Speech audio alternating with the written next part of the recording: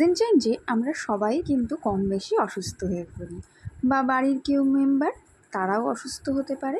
আজকে নিয়ে এসেছি এমনই এক মহৌষধ, যেটা খেলে এক মহৌষধেই কিন্তু আমরা অনেক রোগকে কাবু করতে পারি। তাহলে চলো, এটা দেখার জন্য কিন্তু পুরো ভিডিওটা স্কিপ না করে দেখতে হবে, আর ভালো লাগলে সাবস্ক্রাইব আর লাইক করে পাশে থাকতে হবে। হ্যালো ফ্রেন্ডস, পাঁচফোড়ন চ্যানেলটিতে তোমাদের অনেক অনেক স্বাগত।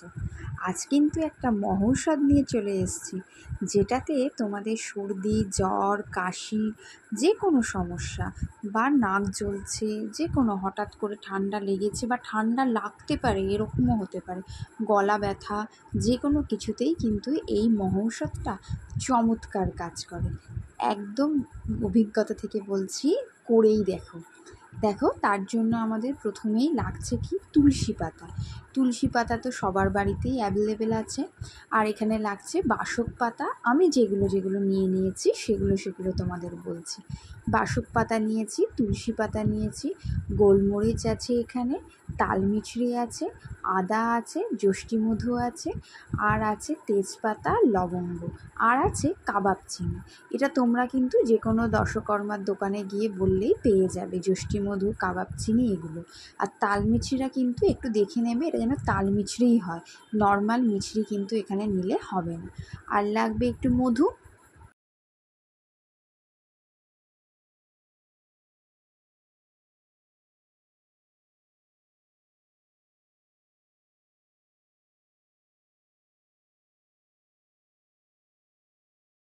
সে মহৌষধ কেন বলছি, একবার খেলে বুঝতে পারবে কেন একে আমি মহৌষধ বলছি।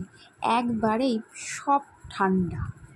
দেখো, প্রথমে তুলসী পাতা আর বাসক পাতাটাকে আমি জলের মধ্যে ভিজিয়ে দিলাম।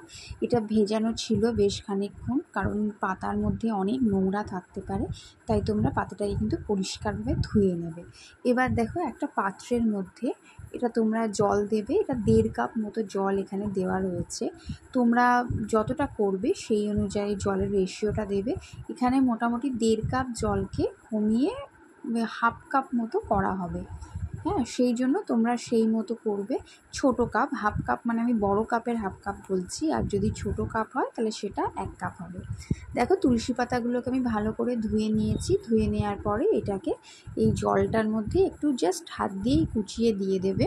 কোনো কাটাকাটির ব্যাপার নেই। যদি তোমরা এখানে কালো তুলসী পাও তাহলে সেটা আরও ভালো, বা যেটাকে রাম তুলসী বলে, অনেক বড় বড় হয়, সেটাও খুব ভালো।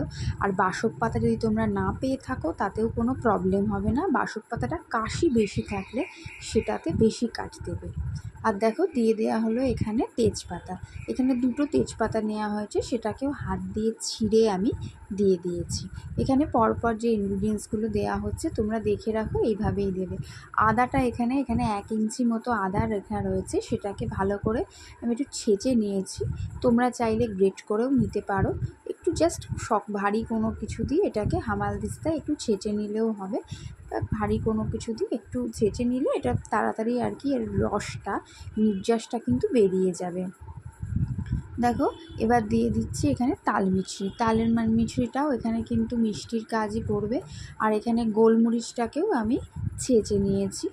খুব একটা গুঁড়ো করতে হবে না, তবে এখানে আমি তোমাদের বলবো যে দোকানে পাওয়া যায় যে গুঁড়ো গোলমরিচের প্যাকেট, সেটা তোমরা নেবে না। তোমরা কিন্তু গোটা গোলমরিচ কিনে সেটাকেই বাড়িতে থেঁতো করে তারপর সেটা ইউজ করবে, তাতে উপকার অনেক বেশি পাবে। যষ্টিমধুতে তোমরা চাইলে হাত বা শক্ত কিছু দিয়ে তোমরা এটাকে ভেঙেও নিতে পারো। আমি যে গোটাই এটাকে দিয়ে দিয়েছি, তাতেও কোনো প্রবলেম কিন্তু হবে না। আর দিয়ে দিয়েছি লবঙ্গ। যেহেতু আমার লবঙ্গর পরিমাণটা একটু কম দেওয়ার ইচ্ছে ছিল, কারণ অনেক বেশি এটা খাওয়া হয়ে গেছে, সেই জন্য সেই লবঙ্গ। আর পরে দেওয়া হলো কাবাব চিনি। কাবাব চিনিটাকে তোমরা থেঁতো করেও দিতে পারো, বা এমনি গোটাও দিয়ে দিতে পারো।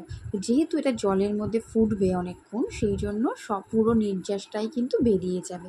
আর তোমরা জানোই, তুলসী পাতা কিন্তু আমাদের গলার জন্য, মানে আমাদের যে কাফ থাকে সেই কফের জন্য বা ঠান্ডা লাগায় ভীষণ পরিমাণে উপকার হয়। কারণ আমরা অনেক সময় দেখা যায় তুলসী পাতা মধু দিয়েও কিন্তু খাই। এবার দেখো গ্যাসটাকে অন করে দেবে, অন করে দিয়ে এটাকে বসিয়ে দেবে, কিন্তু গ্যাসের আঁচটাকে কিন্তু কমিয়ে রাখবে প্রথম অবস্থায়। দিয়ে এটাকে একটা সব কিছু ইনগ্রিডিয়েন্টস দেওয়া হয়ে গিয়ে ভালো করে এটাকে নাড়িয়ে দেবে, যাতে পুরো ব্যাপারটা খুব ভালো করে মিক্সড হয়ে যায়। এবার এটাকে একটু দেখবে ফুটতে শুরু করেছে, এটাকে একটা ঢাকনা দিয়ে ঢেকে দেবে। আবারও রিপিট করছি, ঢাকনা দিয়ে ঢাকা কিন্তু এখানে অত্যন্ত জরুরি, কারণ এর যে ভাপটা, এর ভেপারটা যেন এর ভেতরেই থাকে।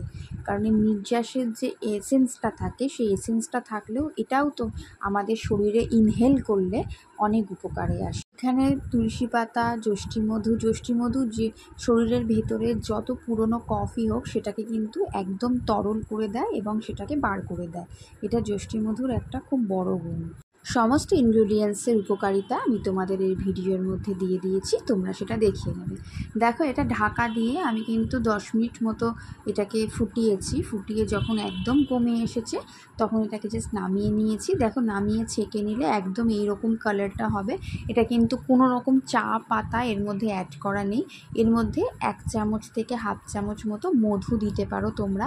যদি কারো সুগার থাকে তাহলে তারা মধুটা স্কিপ করবে, তাল মিছরিটাকেও এখানে স্কিপ করতে পারো, কিন্তু বাকি যে ইনগ্রিডিয়েন্টস দেওয়া হয়েছে সেগুলো কিন্তু তোমরা অবশ্যই ইউজ করবে।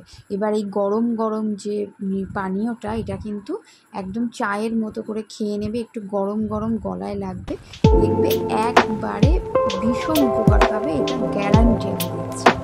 ভালো লাগলে পাশে থেকো। থ্যাংক